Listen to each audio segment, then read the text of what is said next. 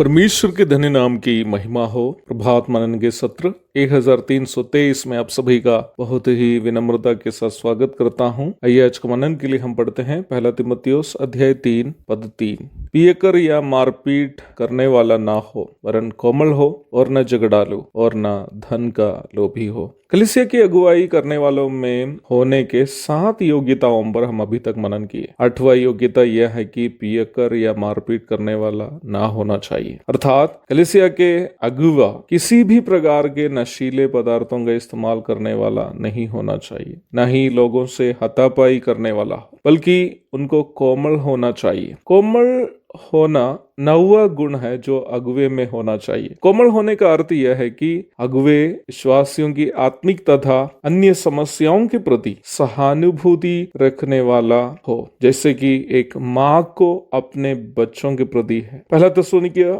2:7 में पौलुस थिस्सलुनीकी के विश्वासियों से इस प्रकार कहता है, परंतु जिस तरह माता अपने बालकों का पालन पोषण करती है, वैसे ही हमने भी तुम्हारे बीच में रहकर कोमलता दिखाई है। कलीसिया के अगुवे का काम केवल रविवार में आकर रोटी तोड़कर देना या लंबा चौड़ा भाषण देना नहीं है। एक कलीसिया में मान लीजिए कि 50 सदस्य है, उसमें 50 के भी पास कुछ न कुछ समस्याएं होगी। पारिवारिक समस्याओं से लेकर पारिवारिक समस्याओं से उलझने वालों से लेकर मानसिक तनाव से परेशान लोग तक कलीसिया में होंगे। अगुवे एक ऐसा व्यक्ति होना चाहिए जो हर एक सदस्य की समस्याओं के लिए प्रायोगिक तथा आत्मिक समाधान जिस तरह एक माँ समझाती है वैसे ही समझा सके। मुझे ये कहने में अत्यधिक खेद है कि बहुत सारे कलीसियाओं में अगुवे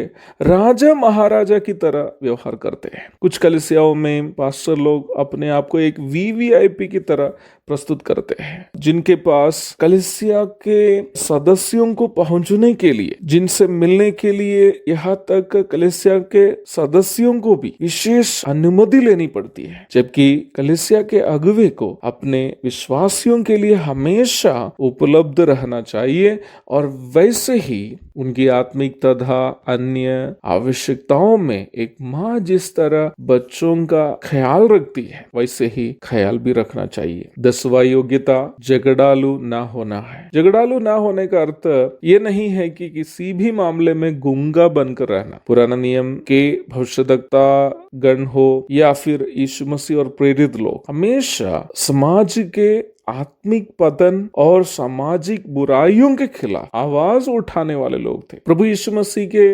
प्रवचनों को देखिए या फिर प्रेरितों की रचनाओं को देखिए, पाप और झूठी शिक्षा के खिलाफ वे लोग जंग लड़ने वाले क्रांतिकारी थे। इसलिए समाज के या कलीसिया के पाप के खिलाफ आवाज उठानी या झूठी शिक्षा का विरोध करना आदि झगड़ा नहीं है जिसका जिक्र यह कर रहा है। फिर झगड़ालू नहीं रहने का अर्थ 2 तीमुथियुस 2:24 में हम इस प्रकार पढ़ते हैं, प्रभु के दास को झगड़ालू नहीं होना चाहिए, पर वह सबके साथ कोमल और शिक्षा में निपुण और सहनशील हो। यह सहनशील होने का अर्थ यह है कि अगुवे एक व्यक्ति के रूप में उनके ऊपर होने वाली मानसिक एवं शारीरिक हमलाओं को शांति से सहने वाला होना चाहिए, पर वचन सिखाने के मामले में नम्रता से विरोधियों को समझाने वाला भी होना चाहिए। पद 25 भी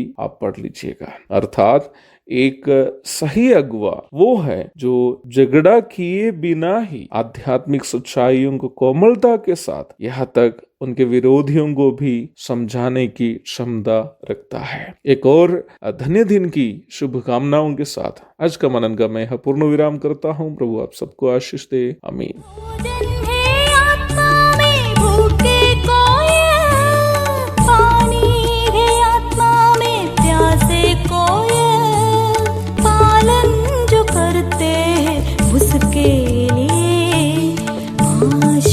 पाने का साधन है ये है वचन, प्यारा वचन, यीशु मसीह का प्यारा वचन।